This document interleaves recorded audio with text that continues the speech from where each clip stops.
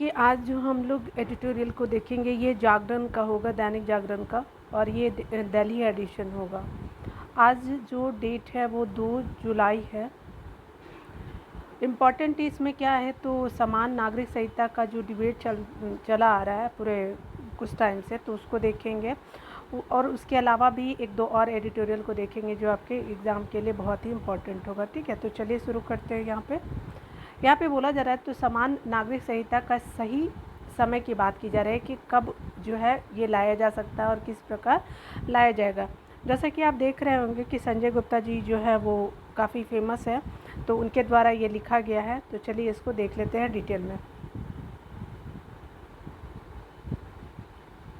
आपको बोला जा रहा है क्या कि स्वतंत्रता के बाद जब बात करते हैं तो जब समान नागरिक संहिता को लेकर संविधान सभा में चर्चा हुई तो उस पर क्या हुआ कि सहमति नहीं बन पाई थी, सहमति बन ही नहीं पाई थी। लेकिन क्या होता है कि उसकी आवश्यकता महसूस की गई और इसने क्या कि इसलिए संविधान के नीति निर्देशक तत्वों में यह लिखा गया कि सरकार देश के सभी लोगों के लिए समान नागरिक संहिता का निर्माण करेगी। कहाँ पर लिखा हुआ है तो ये आपका नीति निर्देशक तत्व में। ठीक है, उसके अलावा अगर देखा जाए तो कहा जा रहा है कि संविधान लागू होने के कुछ समय बाद ही कई हिंदू संगठनों के विरोध के बावजूद भी हिंदू कोड बिल ले आया गया। ठीक है, बहुत सारे संगठन ने इसको विरोध किया लेकिन हिंदू कोड बिल लाया गया और उसे पारित भी करा लिया गया। इसके जरिए क्या हुआ कि हिंदुओं में बहुविवाह जो प्रथा होती थी वो क्या किया गया, आपको रोक दिया गया। ठीक है, उसके अगर देखेंगे क्या बोला जा रहा है तो निषेध बना दिया गया और हिंदू जो विमेन थी, महिलाओं को तलाक का अधिकार देने के साथ उन्हें संपत्ति पे भी हक दिया गया। यानी अब किसको राइट होगा तो आपकी विमेन को भी राइट होगा, वो भी तलाक दे पाएंगे पुरुषों को,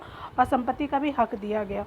यहाँ पे बताया जा रहा है कि माना जा रहा था कि हिंदू कोड बिल लाने के बाद जो है समान नागरिक संहिता बनाने की दिशा में कदम उठाए जाएंगे, पर ऐसा नहीं किया गया। ठीक है, अब बाद में ये बोला गया कि हिंदू बिल लाने के बजाय जो है वो समान नागरिक संहिता भी लाया जाएगा, लेकिन ऐसा नहीं किया गया। कोई कारण रहा होगा, चाहे वो संकीर्ण राजनीतिक व्यवस्था ही क्यों न रही है।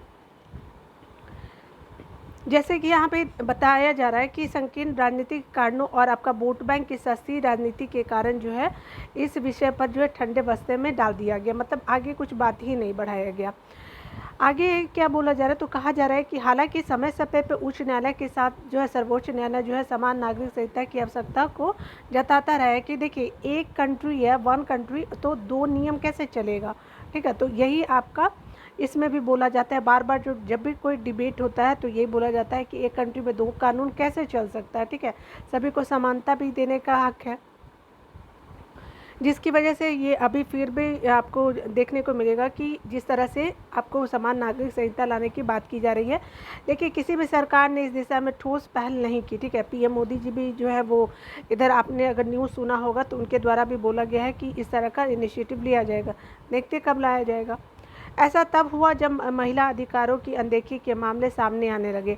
ठीक है, यानी समान नागरिकता संहिता के तब आवश्यकता जताता रहा था जब विमेन का क्या हो गया कि राइट का क्या किया गया, तो आपको राइट दिया ही नहीं गया, मतलब बहुत सारे धर्मों के। उसके अलावा देखिए क्या बोला जा रहा है कि नागरिक संहिता का विषय जो है सतह पर आता रहा। ठीक है, इसी तरह से मतलब विषय तो उठता रहा है। ऐसा ही एक मामला जो आप देखने को मिलेगा साहबानों का था। ठीक है, जिसमें ट्रिपल तलाक का जो है मामला देखने को मिला था। तलाक की शिकार जो मध्य प्रदेश की महिला साहबानों ने जब भरण पोषण के लिए अदालत का दरवाज़ा खटखटाया तो उसे जो है उसने 20 रुपये प्रति माह गुजारा भत्ता देने का आदेश दिए। ठीक है, सोचिए 20 रुपये में क्या होगा, मतलब मैं एक बात करें कि मानवीय कुछ भी नहीं बचा है। साहबानों ने वकील जो थे पति अहमद खान ने फैसले की चुनौती दी और आपके साहबानों जी के जो वकील थे उनके पति अहमद ने क्या किया कि आपका उनके खिलाफ क्या किया कि चुनौती दिया गया, जो अच्छा खासा कमाते थे। पर हाई कोर्ट ने निचली अदालत के फैसले को बरकरार रखा और गुजारा भत्ता की जो राशि भी बढ़ा दी। ठीक है, आगे क्या होता है कि मामला सुप्रीम कोर्ट भी जाता है। हाई कोर्ट के बाद क्या होता है कि सुप्रीम कोर्ट जाता है। यहाँ भी जो साहबानों के पक्ष में क्या हुआ कि फैसला दिया गया कि आपको विमेन को आपको अधिकार तो देना ही पड़ेगा। ठीक है, तब सुप्रीम कोर्ट ने कहा था कि अनुच्छेद 44 मृत पाय होकर रह गया है। ठीक है, यानी जो 1944 मतलब अनुच्छेद जो 44 है वो अब किसी काम का ही नहीं देखने को मिलता है। ये किसका मतलब रिपोर्ट है, तो ये जो सुप्रीम कोर्ट है वो कहते हैं। ठीक है, क्योंकि हम लोग सुप्रीम कोर्ट को मतलब सबसे बड़ी न्याय का क्या मानते हैं, सबसे लास्ट पोजीशन मानते हैं। तो इसी संदर्भ में बोला जा रहा है कि अनुच्छेद के में जो है वो समान नागरिकता संहिता का निर्माण करने की बात कही गई थी, ठीक है, इसी अनुच्छेद में, यानी 19 आपका अनुच्छेद 44 में, ठीक है, बार बार मैं 1900 बोल रही हूँ, लेकिन याद रखेंगे कि ये अनुच्छेद 44 की बात की जा रही है। सुप्रीम कोर्ट ने कहा कि साहबानो के पति का पक्ष लेने वाले मुस्लिम पर्सनल लॉ बोर्ड की आलोचना की थी, ठीक है, यानी मुस्लिम पर्सनल लॉ बोर्ड जो थी उसकी सुप्रीम कोर्ट ने क्या की कि आलोचना की है कि ये बात गलत है। कहा कि तलाकशुदा मुस्लिम महिलाएं दयनीय दशा में रह रही हैं, ठीक है, ये सुप्रीम कोर्ट का ही मतलब लाइन था कि वीमेन जो है वो आपकी जिनकी भी तलाक दी गई है मुस्लिम समुदाय में, तो क्या है कि उनकी स्थिति बहुत ही खराब है। साहबानो मामले में सुप्रीम कोर्ट का फैसला जो है मुस्लिम संगठनों को रास नहीं आया। उन्होंने राजीव गांधी सरकार पर इस फैसले को पलटने का दबाव बनाया। प्रबल मोहम्मद के बाद भी राजीव गांधी की सरकार कट्टरपंथी तत्वों के दबाव में आ गई, ठीक है, उस समय उनके पास बहुमत भी था, लेकिन वो दबाव में आ गए और उससे सुप्रीम कोर्ट के फैसले को ही पलट दिया, ठीक है। ये किसके द्वारा किया जाता है, तो राजीव गांधी जी के द्वारा किया जाता है। इसके चलते क्या होता है कि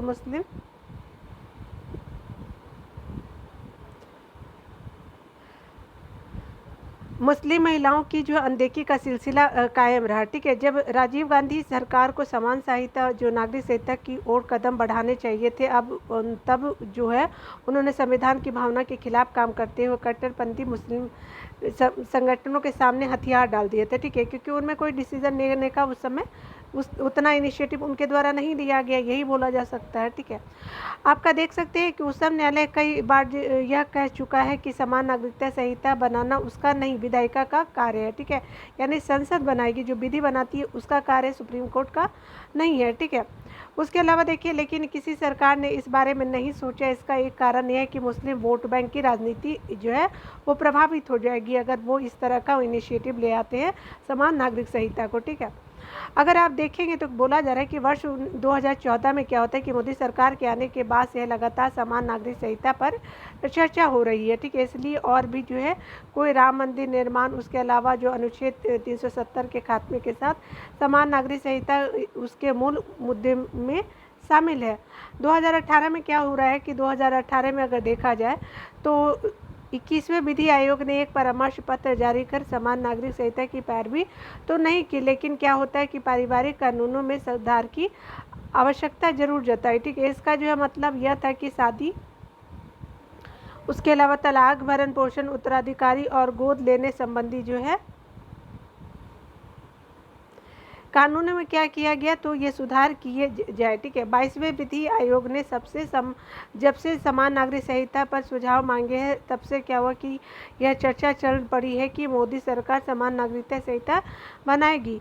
इस चर्चा को तब बल मिला जब भोपाल में जो है प्रधानमंत्री नरेंद्र मोदी ने समान नागरिकता संहिता की जोरदार पक्षधरता की। इसके बाद से क्या होता है कि राजनीतिक दल इस पर अपना ध्यान केंद्रित किए हुए, ठीक है। माना जा रहा है कि बेंगलुरु में जो विपक्षी दलों की जो बैठक होनी है उसमें क्या है कि समान नागरिक संहिता पर चर्चा की जाएगी। कहाँ पे, तो बेंगलुरु में। आम आदमी पार्टी ने समान नागरिकता संहिता को सैद्धांतिक समर्थन देकर के विपक्षी दलों के सामने एक मुसीबत खड़ी कर दी है, ठीक है। उसके अलावा अगर देखा जाए तो विपक्षी दल जो भी कहे, उन्होंने अपने रवैये से अपने लिए परेशानी खड़ी कर ली है, ठीक है, क्योंकि वर्तमान में कोई प्रगतिशील देश अपने नागरिकों के अलग अलग निजी कानूनों की पैरवी नहीं करता, ठीक है। ये देखिए तो ये भी जो है वो भारत सरकार की बात सही है।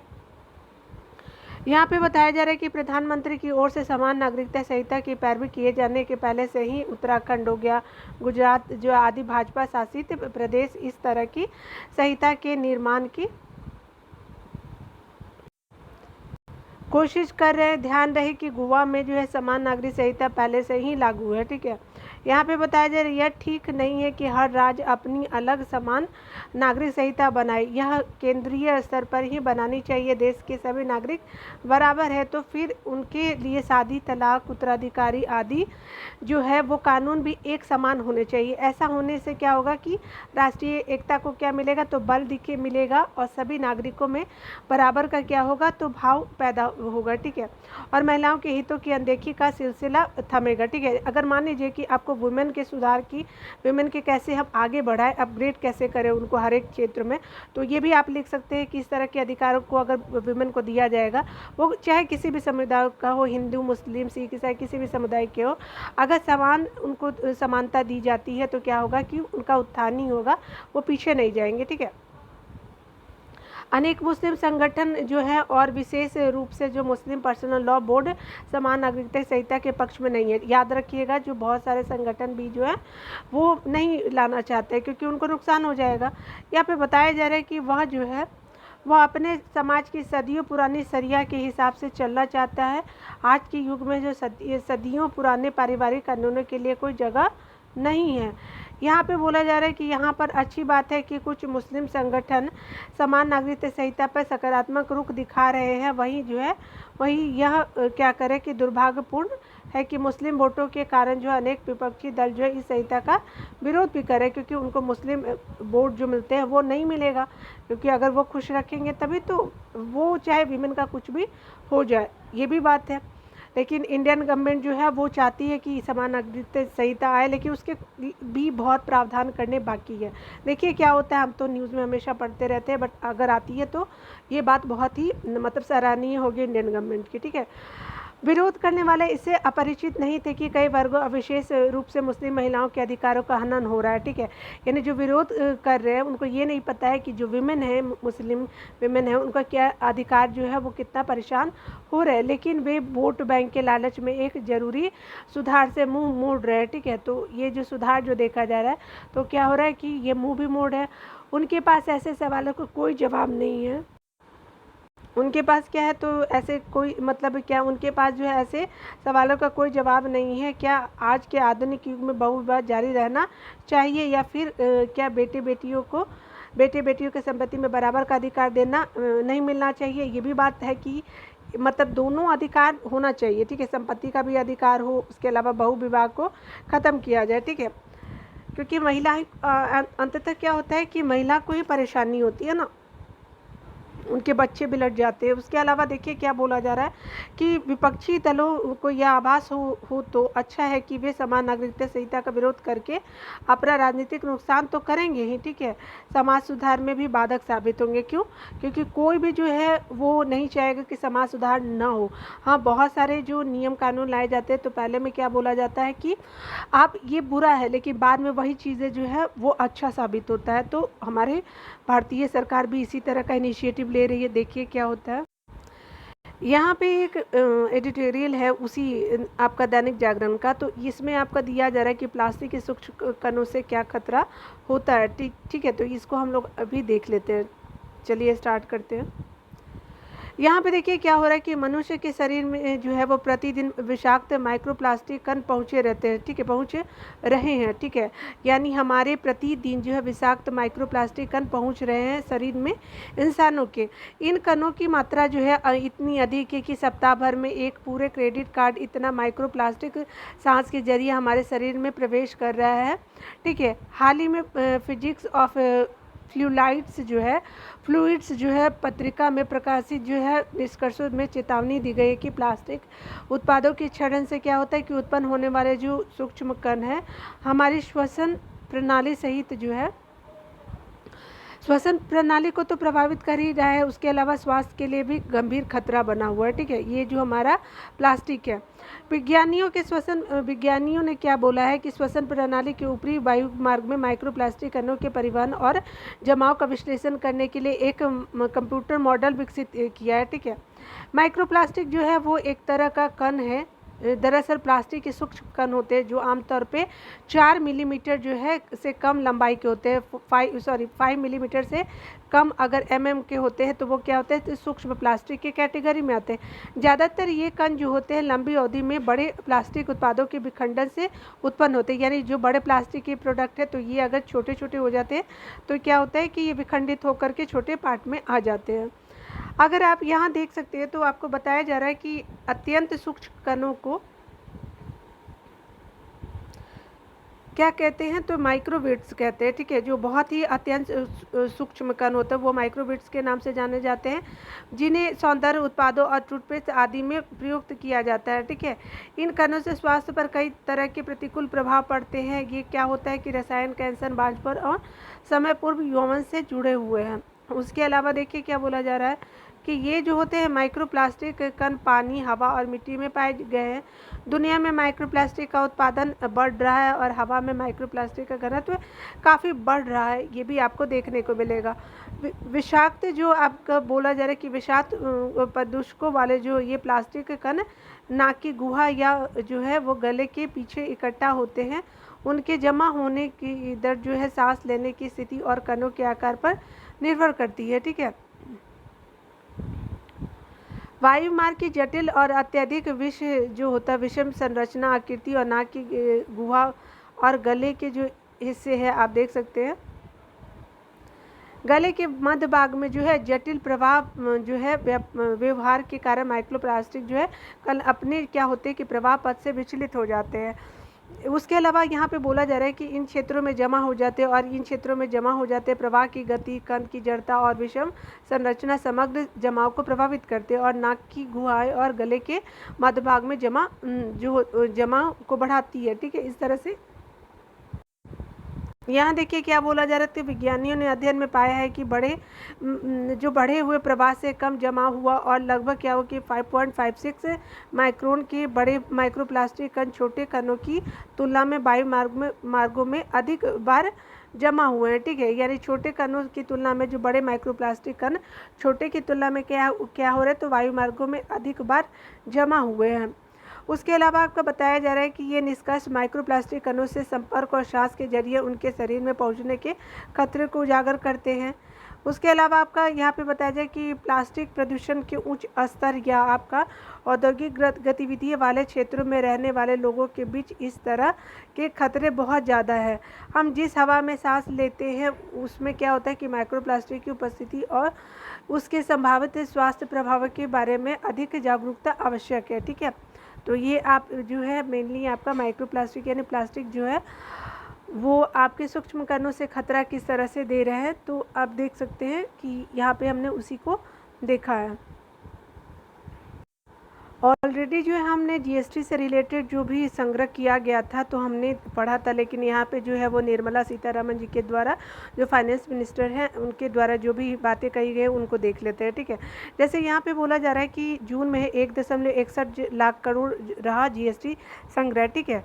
तो इसको डिटेल में देख लेते हैं कि जो भी मेन पॉइंट है कि किस तरह से हमारा जीएसटी संग्रह किया जा रहा है और क्या बेनिफिट हो रहा है।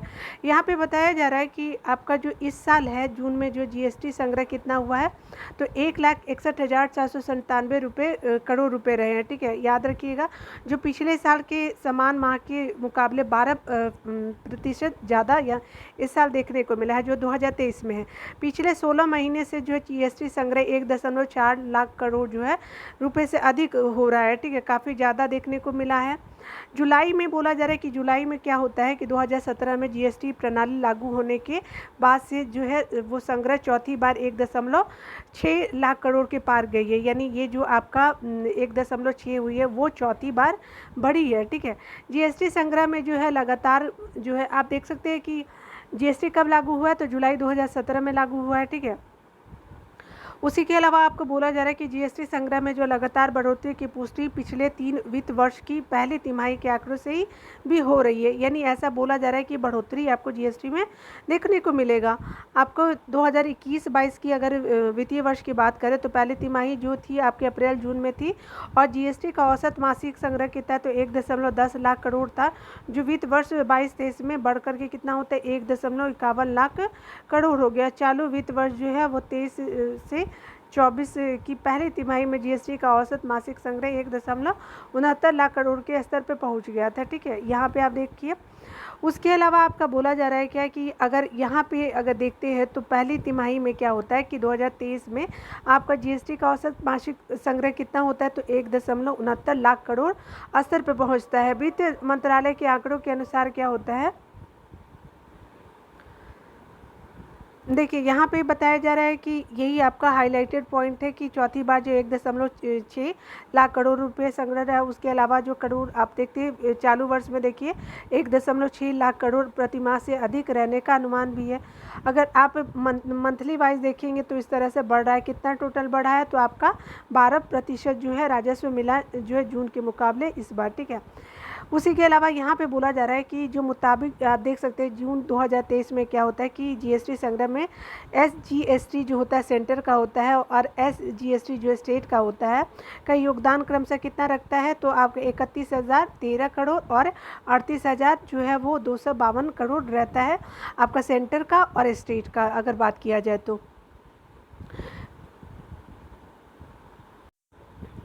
यहाँ पे बोला जा रहा है कि जून में जो आईजीएसटी की मद जो है वो क्या की गई थी तो वो करीब करीब 80,292 करोड़ रुपए से शेष की मद में 11,900 करोड़ रुपए मिले हैं, ठीक है। इस साल जून में क्या होता है कि जीएसटी संग्रह में सभी राज्यों में पिछले वर्ष के मुकाबले जो है बढ़ोतरी दर्ज की गई है। उसके अलावा देखिए क्या बोला जा रहा है कि अप्रत्यक्ष कर विभाग के अधिकारियों के मुताबिक चालू वित्त वर्ष में प्रति माह में कितना बढ़ा है तो 1.6 लाख करोड़ से अधिक का संग्रह हो सकता है, ठीक है। क्योंकि आपका यहाँ पे बोला जा रहा है क्योंकि खरीदारी में लगातार बढ़ोतरी होने के चलते क्या हो रहा है कि कुछ वर्षों में चल रहे फर्जीवाड़े को रोकने के लिए लगातार सख्त कदम उठाए जा रहे हैं। और उसके अलावा यहाँ पे तो आपने देख लिया पूरे पॉइंट को। उसके अलावा ये हमारी जो सीतारमन जी है उनके द्वारा एक और भी बात कहा गया है कि जीएसटी जो है वो से आम आदमी को राहत मिली है। कैसे मिली है तो देखिए जो हमारे फाइनेंस मिनिस्टर उनके द्वारा कहा गया कि जीएसटी प्रणाली लागू होने से राज्य के राजस्व में उछाल आया और इसका चौतरफा लाभ अनुकरणीय है। जीएसटी को जो है बोझ और गब्बर सिंह टैक्स बताने वाले आईना दिखाने वाले वित्त मंत्री ने कहा कि देश को जानना चाहिए कि जीएसटी जैसा कदम वास्तव में आम आदमी के लिए राहत आया है, ठीक है। यानी बहुत सारे जो टैक्सेस दिए जा रहे थे वो आम आदमी को थोड़ा बेनिफिट हुआ है, ठीक है, लेकिन टैक्स तो चुकाना ही है। उसके अलावा आप देख सकते हैं कि जीएसटी दिवस जो है वो 2023 के मौके पर वित्त मंत्री ने कहा कि जीएसटी से जो है पहले की व्यवस्था में करों की बहुलता के कारण एक ही उत्पाद पर कई बार कर लगता था, ठीक है। पहले क्या करता था एक ही उत्पाद पे कई बार टैक्स दिए जाते थे, सेंटर के अलग स्टेट के अलग, इस तरह से बहुत सारे जो टैक्स का बोझ भी था उस समय जो आपका जीएसटी लागू होने से पहले, यानी अगर 2016-15 की बात की जाए, जिससे क्या होता है कि यह उपभोक्ता के लिए महंगा हो जाता है। जीएसटी से पहले और बाद की कर दरों की तुलना करते हुए सीतारमन ने कहा कि जीएसटी ने पिछली व्यवस्था की दरों में क्या किया है कि दरों को कम करके उपभोक्ता के साथ न्याय किया है, ठीक है। मतलब पिछले वाला जो आपका जीएसटी जिस तरह से दरें थी उसको भी कम किया गया, जिससे क्या हुआ कि कंज्यूमर को आपका जो उपभोक्ता है उनको न्याय भी मिला है। आपकी सीतारमन जी के द्वारा ये वक्तव्य जो दिया गया है तो इसमें कहा गया है कि आपका सेंटर को भी लाभ हुआ है और स्टेट का भी लाभ हुआ है। जीएसटी के बाद जो किसी राज्य को राजस्व को लेकर के कोई समस्या नहीं है अभी देखी जा रही है। मतलब है तो फंड तो बहुत सारा जो ट्रांसफ़र होता है, उसके अलावा भी बहुत स्टेट के लिए भी प्रावधान किए जाते हैं, तो ये सब आपको देखने को मिलेगा। यहाँ पे बोला जा रहा है कि 9 वर्ष में 3 गुना हुई सरकार बैंकों का सूद लाभ। यहाँ पे पंजाब और सिंध बैंक के मुकाबले का उद्घाटन करते हुए निर्मला सीतारमन ने मुख्यालय का ये उद्घाटन किया जा रहा था, तो बोला जा रहा है कि जो 9 वर्षों में सार्वजनिक क्षेत्र में बैंकों का लाभ बीते 2022-23 में 3 गुना बढ़ करके कितना हुआ है तो आपका 1.04 लाख करोड़ रुपए पर पहुंच गया, जिसमें सरकार की ओर से उठाए गए कदमों का महत्वपूर्ण योगदान है। चलिए कोई नहीं, अब बहुत जो बैंक है एनपीए से जूझते भी है, लेकिन मतलब ग्राउंड लेवल पे क्या सिचुएशन ये तो कोई नहीं जानता। और 2014 में बैंकों का लाभ जो है वो 36,270 करोड़ रुपए था, ठीक है, जो अभी अब काफ़ी बढ़ चुका है, ठीक है। तो इस तरह से जितने भी पॉइंट थे हम लोग जीएसटी से रिलेटेड हमने देख लिया है। तो चलिए आज के लिए इतना ही रहने देते हैं, आप पढ़ते रहिए और आगे बढ़ते रहिए, ठीक है। तो वीडियो को देखने के लिए बहुत बहुत थैंक यू। मिलते हैं अगले वीडियो में, तब तक के लिए खुद का ख्याल रखिए, टेक केयर।